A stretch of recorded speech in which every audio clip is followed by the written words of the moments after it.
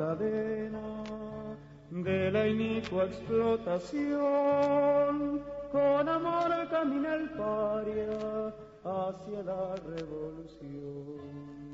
Un autre futur, autre futuro. Et en fait, c'est, je pense, une projection incontournable pour connaître ce qu'a été le mouvement social en Espagne, sans avoir l'apport de ce qu'a été le mouvement anarcho-syndicaliste. On ne peut pas, à mon sens, comprendre ce qu'a été le mouvement social en Espagne, puisque on va, dans la première partie, voir justement la naissance de la CNT et le mouvement populaire, la dictature de Primo de Rivera et la façon dont il y a eu une réaction populaire, et notamment chez les anarcho-syndicalistes. Et puis ensuite, on va aborder dans le deuxième volet la révolution sociale, surtout, qui se développe en parallèle avec la guerre contre les militaires insurgés. Mais ce qui est important justement dans ce mouvement, c'est que cette guerre, elle n'a pas été faite non simplement parce que c'était un coup d'État militaire, mais il y avait derrière une véritable organisation de la société qui était complètement révolutionnaire, puisque c'est les collectivités ouvrières et les collectivités des paysans, paysannes qui vont se créer et qui vont effectivement poser le plus grand problème aux forces réactionnaires, et pas que, aussi bien aux forces de la République. Donc on a le projet de vous passer les quatre documentaires. Aujourd'hui, on a donc ces deux volets. Donc aujourd'hui, Richard, qui est donc le réalisateur de ces 4 films, est présent avec nous pour vous présenter les 2 premiers volets déjà, et puis à la fin de ces 2 premiers volets, répondre à toutes vos questions. Donc Richard Prost, cinéaste, je te passe la parole. Merci, Véronique. Bon, elle a tout dit, hein. Dans la présentation du film, je n'ai rien à dire. Ce que je pourrais dire, c'est que moi, ça fait au moins presque 20 ans que je n'ai pas répondu à un débat après le film. Ça fait très longtemps que je ne l'ai pas vu.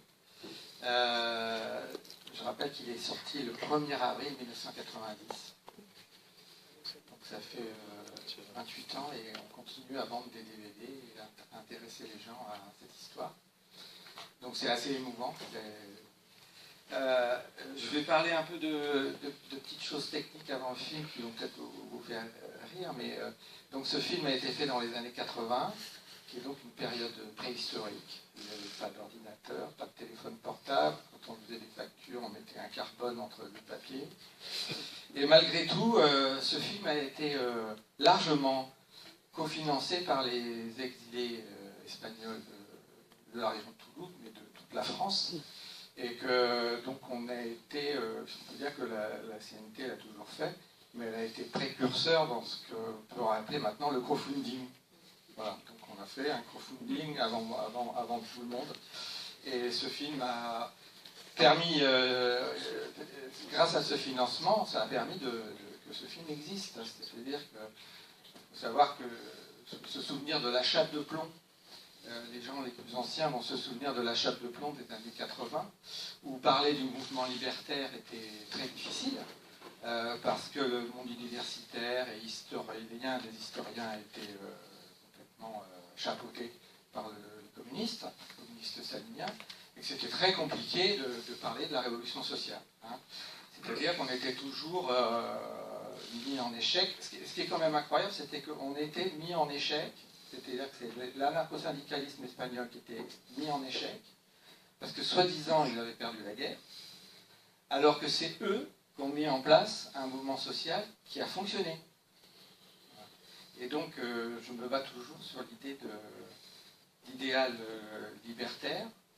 Pour moi, il n'y a pas d'idéal libertaire, puisque ça a fonctionné pendant la guerre d'Espagne. Donc il y a eu un système politique, humaniste, social, économique qui a fonctionné. Ceux qui peuvent parler d'idéal, c'est les gens qui se sont rattachés au mouvement communiste. Pour moi, ils ont encore un idéal, parce que ça n'a pas été mis en place. Je suis ferme là-dessus. Donc il faut, cette pensée est actuelle et il faut la transmettre aux jeunes. Voilà. Alors j'ai aussi une fierté qui ne m'appartient pas, c'est-à-dire que le titre du film, Un autre futur, nous a été soufflé par un paysan andalou qui n'est pas présent dans le film parce qu'on a quand même eu pas mal de rush. Et au moment de la fin de l'interview, il me dit bah oui, c'est dans une petite ville qui s'appelle El Araal, remplie avec des oliveraies. Et il dit bah nous, on se réunit le soir, on essaye de passer des vidéos et puis on essaye de parler d'un autre futur. Et c'est ce paysan andalou qui nous a donné le titre. En fait, cette idée de génie, ça veut dire quoi? Ça veut dire que notre futur, on nous l'a déjà dessiné. Le monde capitaliste, le monde libéral, nous le programme. Voilà. Donc, le futur, on nous force à nous l'écrire. Voilà. Et donc, nous devons toujours lutter pour avoir un autre futur. C'est celui que l'on souhaite. Je suis très fier de ça parce que on pourra parler après du film de toutes les années 80-90.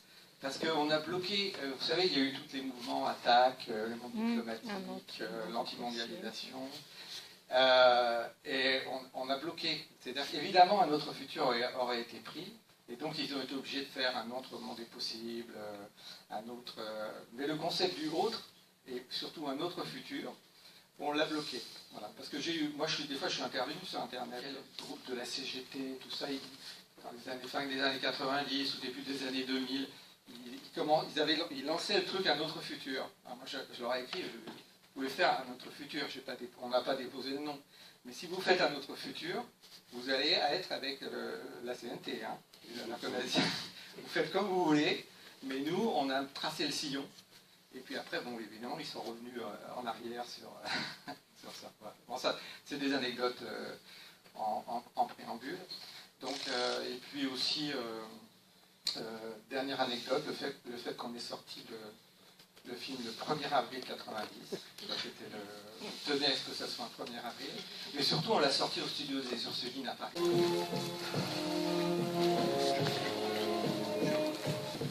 Alors sur cette deuxième partie, bon, évidemment il y a un côté didactique, mais je suis très content d'avoir pu mettre en place ce côté un peu poétique.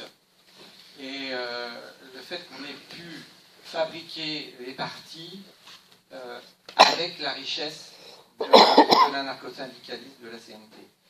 On apprend, alors je sais qu'il y en a beaucoup d'entre vous qui l'ont déjà vu, mais quand on l'a vu qu'une fois, ça mérite d'être revu une seconde fois évidemment, parce qu'on apprend à peu près aux 2/3 de la deuxième partie que le syndicat du cinéma a été collectivisé.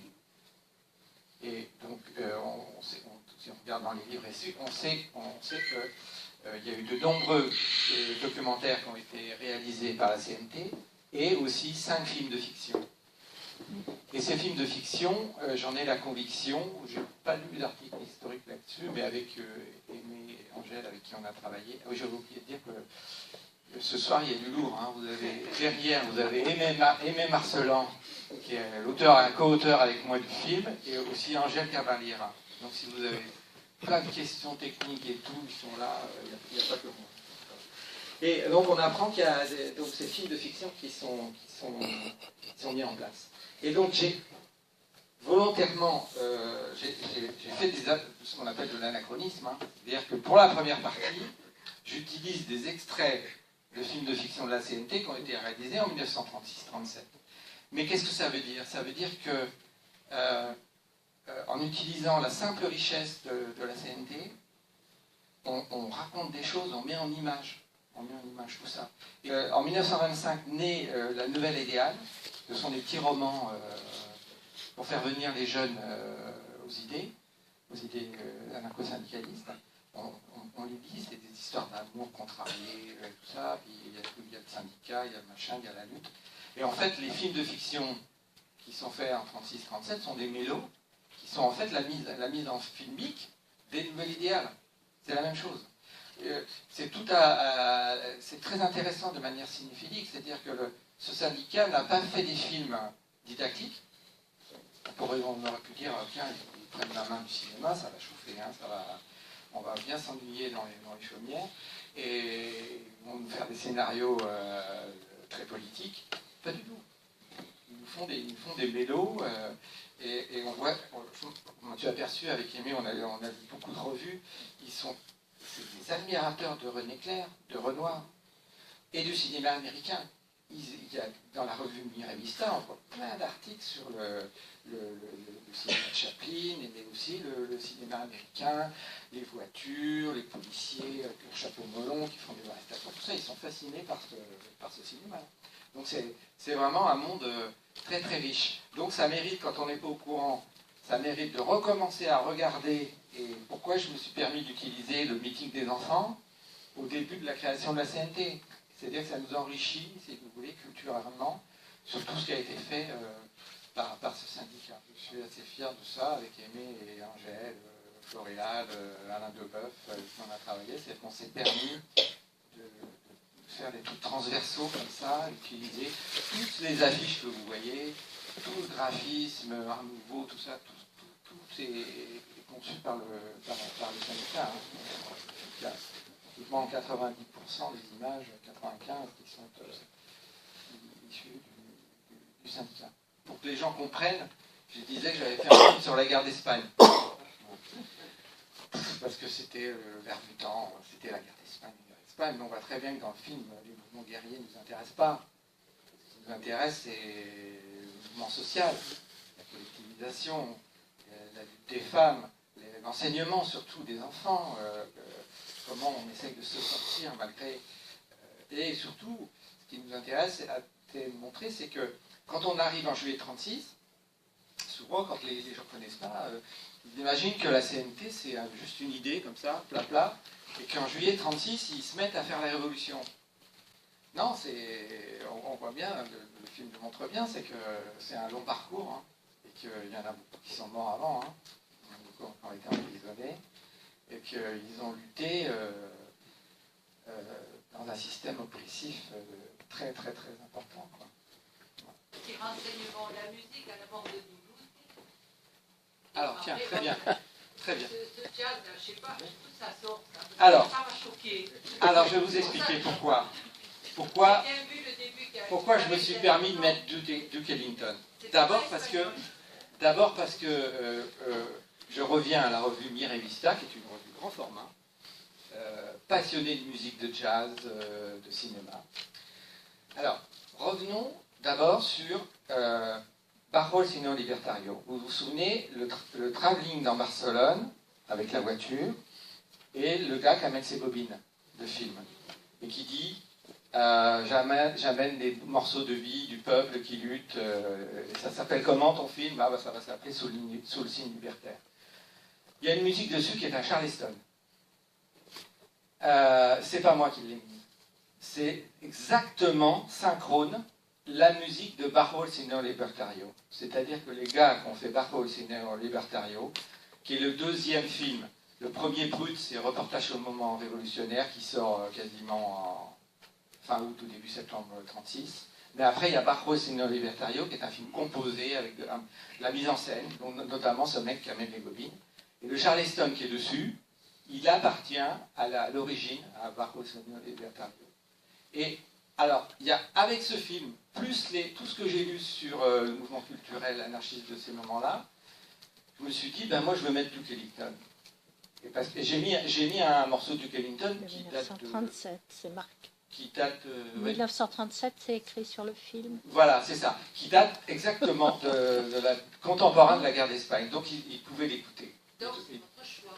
Oui, c'est mon choix. Je me suis permis de faire ça grâce aux confrères. Je me suis dit, s'ils ont fait ça, on peut mettre Duke Ellington. Juste sur le meeting des enfants, excusez-moi de vous poser la question brutalement comme ça, d'où ça sort cet extrait?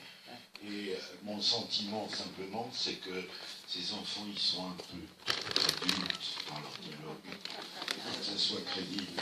Ça sort donc d'un film qui s'appelle Nosotros Somos Así, qui est un film uniquement joué par des enfants et qui fait partie des 5 films de la CNT. Voilà.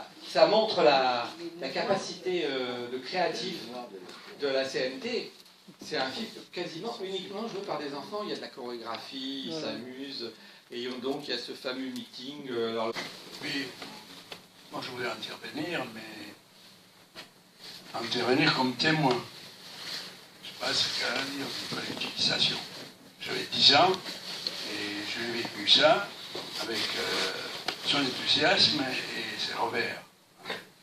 Et ce qu'on peut dire, qui est fou, un élément extraordinaire, c'est, disons que sur le moment, avec une espèce de... Il y a eu un moment où on ne savait pas qui gagnait, qui perdait, etc. C'était vraiment un moment très dur. Les gens tremblaient. Les gens du village, je suis dans le village de 1000 habitants, pas loin de celui de la Monde aussi. Oui, alors, il s'est créé justement cette collectivité seule comme une espèce de spontanément.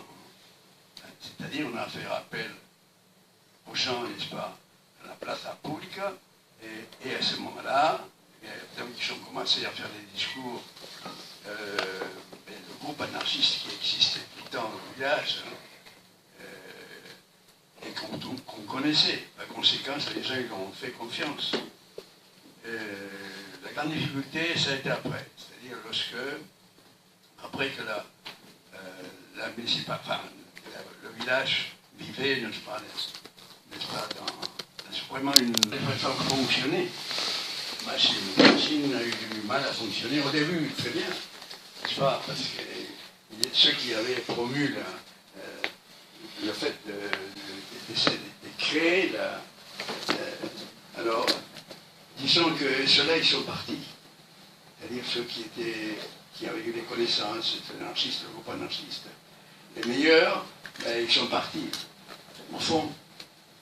Et dans ces fonds-là, moi j'ai assisté au moment, justement, de Barcelone, descendaient les camions pleins de jeunes, n'est-ce pas, avec des carabines, hein, vers le front de Huesca, n'est-ce pas?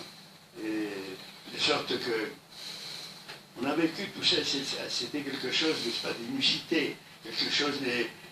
oui, on peut appeler des révolutionnaires dans ce sens, mais les révolutionnaires, je dirais que, bon, les gens, ils ne savaient pas trop ce qu'il allait se passer. Donc c'était le moment important, je reviens, si vous voulez, à la création de la collectivité. C'est-à-dire, c'est le fait que, bon, les gens, ils se sont laissés partir, quoi. C'est un élan extraordinaire, et avec ses hauts et ses bas. Et disons que tout le monde, effectivement, oui, on s'est mis, tout le monde à le monton, n'est-ce pas? La production, c'était communautaire, les besoins étaient couverts en fonction des gens. Il y avait bien entendu des abus, mais des abus après, à la longue, au moment où, franchement, disons, la collectivité devait fonctionner d'une manière correcte. Et elle a fonctionné comme vous avez été signalé, enfin comme il était signalé dans le film, c'est-à-dire qu'une fois qu'on avait considéré que le village appartenait, les biens appartenaient à tout le monde, n'est-ce pas, devait donc manger de la même façon seulement, dans la mesure où il n'y avait pas un contrôle. Eh bien, il faisait qu'à la fin de la deuxième année, on arrivait quand même difficilement à avoir du blé pour nourrir la population. Enfin, je dis, non mais, ce n'est pas pour déconsidérer la collectivité. Non, c'est pas elle. La structure était bonne, hein, et ça a marché. Mais il faut reconnaître qu'il faut que le mouvement libertaire puisse, n'est-ce pas, agir, hein, de manière à que les gens, ils soient, en fait, c'est dans la... Voilà, ça a péché, et c'est la capacité des gens, hein, à pouvoir se gérer, à pouvoir se limiter, autrement dit, c'est un problème culturel qu'il faut, les premières choses, avant d'avoir des collectivisateurs, il aurait fallu qu'il y ait des gens, n'est-ce pas, qui soient des maîtres d'école, enfin, disons, des gens qui soient à la hauteur des circonstances. Et donc, le film Au moment libérateur peut se dire qu'il a fait une expérience, enfin, tout au moins en Aragon, et ailleurs, mais particulièrement dans le domaine agricole, c'est en Aragon, hein, eh bien, qui a été fructueuse, mais que malheureusement, ben, bon, nous avons perdu. Bon. Enfin, non, on n'a pas perdu quand même les éléments fondamentaux des enseignements de l'époque. Merci beaucoup. De quel endroit vous étiez? Belverde Cinca. Comment? Belverde Cinca, c'est pas loin de Calanda. D'accord, très bien. Enfin, ça, c'est pas bien. J'ai réussi à passer les changements climatiques. Et je pense que j'ai raison. C'est-à-dire que si les anarchistes avaient pu accomplir leur modèle jusqu'au bout, on ne parlerait pas de changement climatique. Puisque à Calanda, où j'y suis allé en 86 ou 87, Miguel dit qu'il faut 4 tracteurs pour cultiver les surfaces agricoles de Calanda. Hein, on est en 36-37. En 86, quand on va chez son neveu qui produit les très belles pêches, là, le cotton, il y a 31 tracteurs, parce qu'il y a 31 agriculteurs.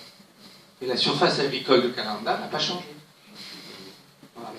Voilà un exemple d'écologie avant même qu'ils en aient conscience. Hein, c'est-à-dire qu'ils sont écologistes sans le savoir. Ils vivaient dans ce qu'on appelle, la période de l'Holocène, et la période de l'Anthropocène dans laquelle on est rentré, c'est-à-dire dans laquelle l'homme modifie de manière définitive et abîme la planète pour mettre en danger sa survie, je pense que ça ne serait pas arrivé. On voit bien la difficulté, quoi. Je veux dire, comment ils en ont bavé avant. Hein. On s'aperçoit que il ne fallait pas avoir peur de la mort et il fallait y aller. Hein. Et quand ils démarrent le 19 juillet, ils ne sont pas sûrs non plus de gagner longtemps. Hein. Quand ça, on fait toujours des relectures comme ça. Non, il faut bien se dire que le 19 juillet, les gars qui partent, les femmes qui partent, ils ne savent pas du tout combien de temps ça va durer. Hein. Et ils se disent encore, on va aller, ça se trouve, on va retourner en tôle comme en 31, comme en 33, voilà, parce qu'en 33 c'est très dur. Hein. Il y a beaucoup de gars de Calanda qui sont en prison en 33, puisque c'était la droite et tout. Ils sortent qu'en 36. Hein. Je voulais juste apporter une réflexion dans des choses qui ont été faites concrètement, comme les colonisations. Et donc, lorsqu'aujourd'hui on parle avec des gens, avec des collègues, et on dit, bah, vous savez, on peut envisager de vivre autrement et de travailler autrement, etc. Parce qu'à une certaine époque, on a fait ça. Et souvent, les gens répondent, ah oui, mais c'était à une petite échelle. Et donc, je me suis dit, c'est quand même très, très difficile de pouvoir, comment dirais-je, contrer l'idéologie dominante, le capitalisme, tout cette marteau qui nous martèle à longueur de jour en disant, vous savez, ces choses-là, bon, une petite échelle, ou alors c'est pas possible, alors que c'est possible. Je pense que quand on a mis en pratique quelque chose, un mouvement, une société différente, parce que c'est pas une société différente, on l'a mis en pratique, c'est possible.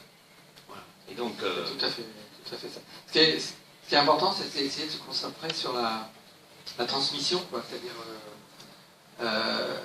il y a beaucoup de groupes humains, d'hommes et de femmes, qui pratiquent l'anarchie comme M. Jours-Lin, quoi, qui pratiquent des choses, mais qui ne se rendent pas compte qu'en fait, qui pratiquent l'anarchie. Il y a beaucoup de monnaie locale, par exemple.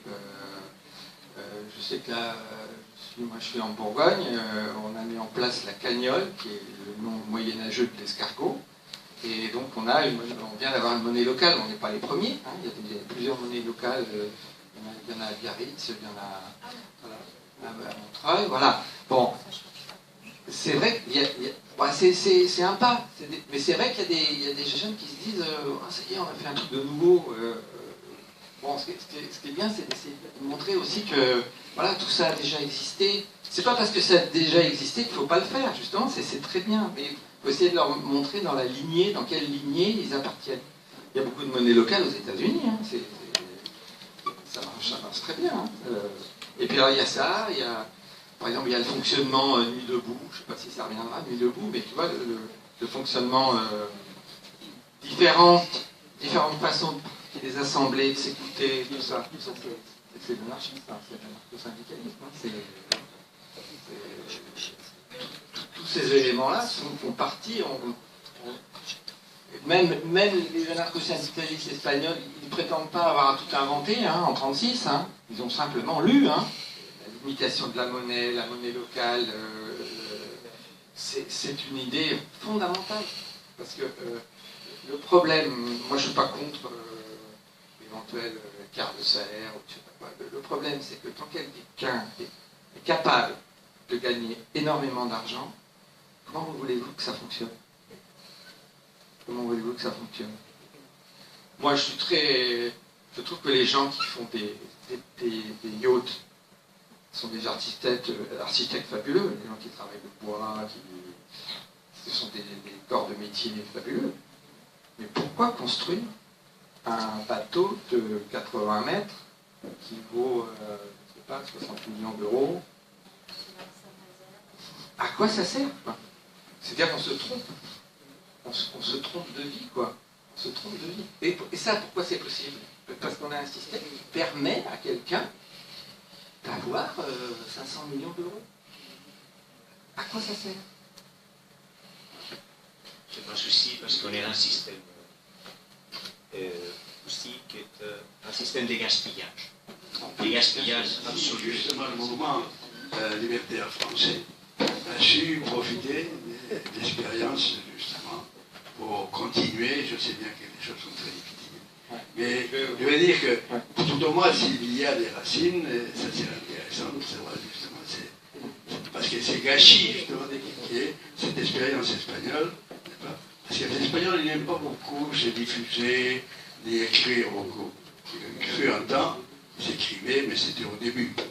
Ensuite, il y a eu une espèce de silence. Alors peut-être que vous qui avez cherché tout ça, vous avez quelques lumières là-dessus. Je rappelais aux jeunes que dans chaque vieux, il y a un jeune qui se demande comment on en est arrivé là.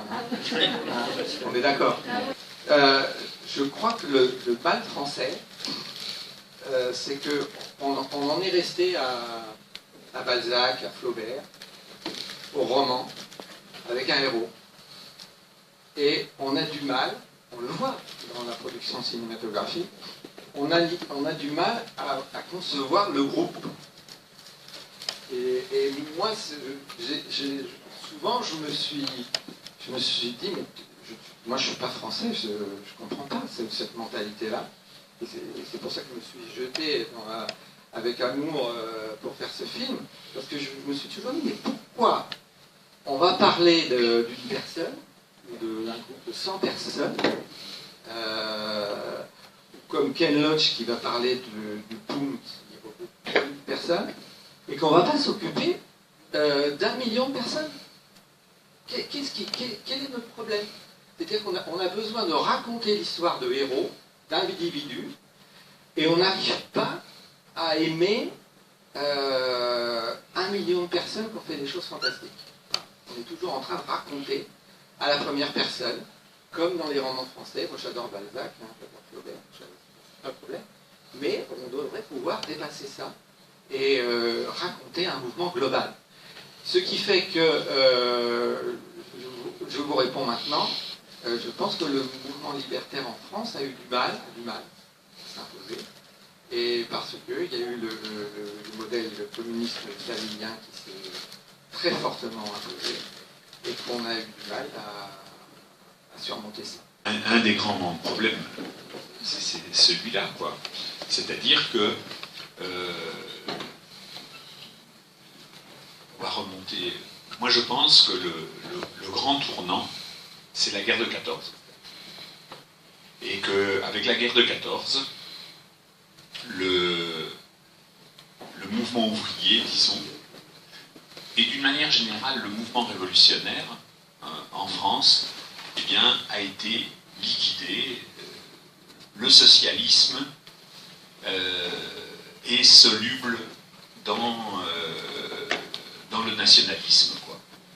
Et la guerre de 14 a marqué un coup de frein terrible. Et ensuite, ce qui se reconstruit, c'est différent. Et avec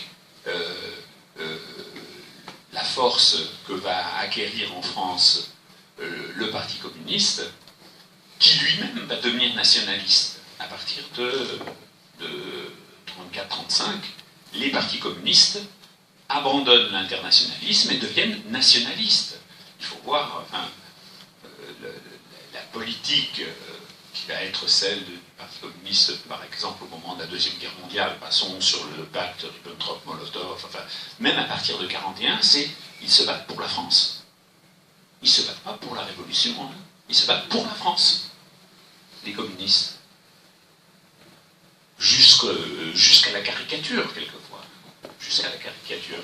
Mais du coup, tout cet espace-là est pris, en gros, par les communistes.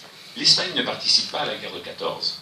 Donc, le flux révolutionnaire qui vient du 19e siècle, eh bien, n'est pas tari en 14. Il se prolonge et il va être tari par la guerre civile. Là, on se charge de terminer ce cycle révolutionnaire. Et je crois que ça, c'est un problème. Après, le problème du mouvement libertaire français, c'est vrai qu'il y a beaucoup de ça. Il y a aussi le fait que, malgré tout, il y a un mouvement en France, une tendance à intellectualiser les choses. Et effectivement, dans le mouvement espagnol, il n'y a pas beaucoup d'intellectuels, il y en a même très très peu. Et le peu d'intellectuels qu'il y a, ils ne sont pas traduits. C'est terrible. L'histoire de la révolution espagnole est écrite en 52 par José Reillas, qui est dans le film. C'est 3 gros tomes, c'est énorme. Il faut attendre 2017 pour qu'une édition en français arrive. Infiniment trop tard. Il n'y a aucune continuité. Cherchons dans les bibliothèques libertaires françaises, des auteurs espagnols. Mais il n'y en a pas. Et pourtant, c'est le mouvement libertaire le plus important sur la planète, en gros. Eh bien, il n'y a pas. Mais si on prend le problème à l'envers, en Espagne, il y avait les auteurs français, libertaires. Il y avait les auteurs russes, tout était traduit vers l'Espagne. Très peu est traduit vers la France. C'est valable pour... Mais juste, c'est pas les Espagnols, hein, c'est pas les Espagnols qui sont ostracisés. C'est ceux qui viennent d'ailleurs, quoi. Rocker n'était pas traduit en français. Rudolf Rocker, c'est aussi relativement récent, ça paraît incroyable. Mais donc, il n'y a pas eu, je crois, ni la volonté, mais en tout cas ça s'est pas fait, de tirer profit, parce qu'il y avait quand même au moins, on peut donner 30 000 adhérents à la CNT espagnole en exil à partir de 1944 en France. Il y avait possibilité d'établir des ponts avec eux, de parler avec eux, de voir ce que ça signifiait, etc. Ça s'est pas fait. Ça s'est fait, mais un peu marginalement, un peu, etc. Et tout à l'heure, je vais revenir un peu à l'Espagne, et tout à l'heure, quelle a été la réception du film en Espagne? L'Espagne, quand on dit que le flux a été coupé au moment de la guerre civile, oui, et pour de bon. Et il a été coupé pendant 40 ans. Et c'est vrai que, finalement, l'intérêt pour ce qui s'est passé, alors pas seulement pour les libertaires, mais l'intérêt pour ce qui s'est passé alors, s'est éveillé il y a quelques années. Hein. Quand on parle de la mémoire historique et tout ça, les institutions très démocratiques, aussi démocratiques qu'on voudra, enfin encore que ce soit une monarchie, etc. Mais les institutions, personne ne s'est intéressé à rien. C'était comme si tout renaissait avec la mort de Franco. Or, rien n'est né avec la mort de Franco, tout a continué, au contraire. Et bien, du coup, c'est ce qui a bloquer cette réception, accompagnée quand même d'une méfiance vis-à-vis de tout ce qui pouvait venir de l'exil. Parce que les exilés, c'est presque des privilégiés. C'est pas entièrement faux d'un certain point de vue. Mais c'est presque des privilégiés. C'est eux qui n'ont pas eu le franquisme. Ils sont partis, etc. Et donc, il y a des gens, enfin, je connais très bien quelqu'un qui, au festival de Douarnenez, là, qui avait dit, mais en Espagne, tant qu'on ne s'appropriera pas la culture de l'exil, eh bien, il nous manquera une jambe. On est unijambiste. On a la culture d'ici, oui, mais c'est une culture très marquée par le franquisme, etc. etc. Et puis l'autre jambe, elle est en exil, et tant qu'on ne se l'approprie pas, ça ne marchera pas. Je voudrais revenir au film et faire une remarque justement sur les enfants. À un moment donné, quand on voit qu'il y a tout un tas d'ouvriers qui sont servis, ils sont servis par des bénévoles. Et bien les enfants, ils sont bénévoles, spontanément. Enfin, peut-être que je suis un peu enfant moi-même toujours. Et j'ai l'impression que la générosité qu'ils ont au niveau individuel, quand on met ça à grande échelle, ça donne quelque chose qu'on connaît depuis très longtemps, et on appelle ça la solidarité. Donc les enfants, vous en faites pas. Si à la maison, on parle tout petit, comme ça m'est arrivé, moi je suis fils et petit-fils de républicains espagnols, j'ai la double nationalité en tant que petit-fils de réfugiés, et pour moi, j'en suis très fier. Je ne vais pas passer pour un autre truc, parce que j'avais été présent en retard. Comment je suis venu, je suis étudiant à la Sorbonne. Je me suis inscrit parce que j'ai fini ma vie normale, il y a 10 ans, pour apprendre à écrire la langue catalane de mes ancêtres paternels. Voilà.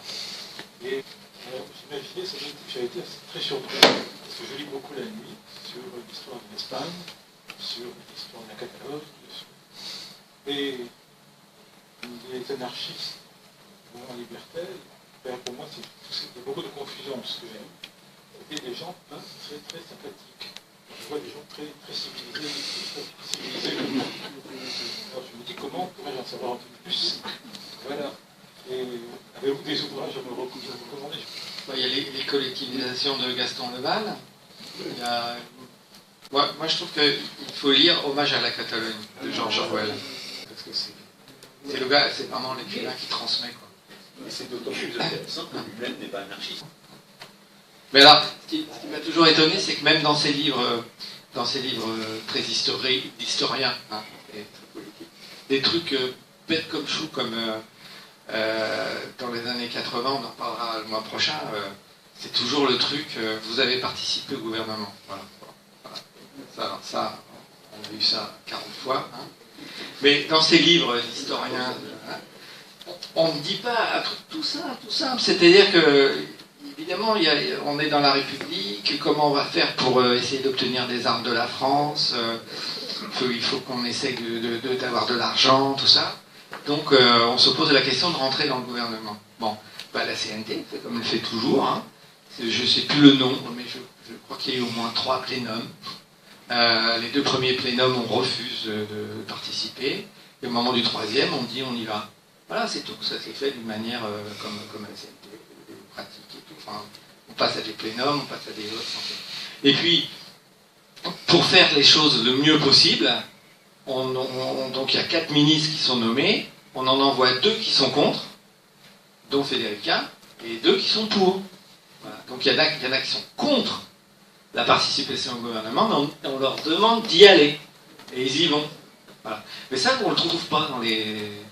Il n'y a que la mémoire de la CNT qui le donne, mais dans des livres officiels, dits sérieux, ce truc-là n'est pas mentionné, ça m'a toujours étonné. Et donc c'est toujours un système d'accusation. De toute façon, ça ne dure que 6 mois. Oui, quoi? Oui, ça ne dure que 6 mois. Oui, il n'y a pas eu de problème de cumul des mandats, là, c'est ça que tu veux dire? Il n'y a pas eu le temps de... Non, mais évidemment, ils ne sont pas dupes. Comment on peut penser ils ont participé au gouvernement parce qu'ils avaient envie de participer à un gouvernement. Ça m'a toujours très, très, très étonné.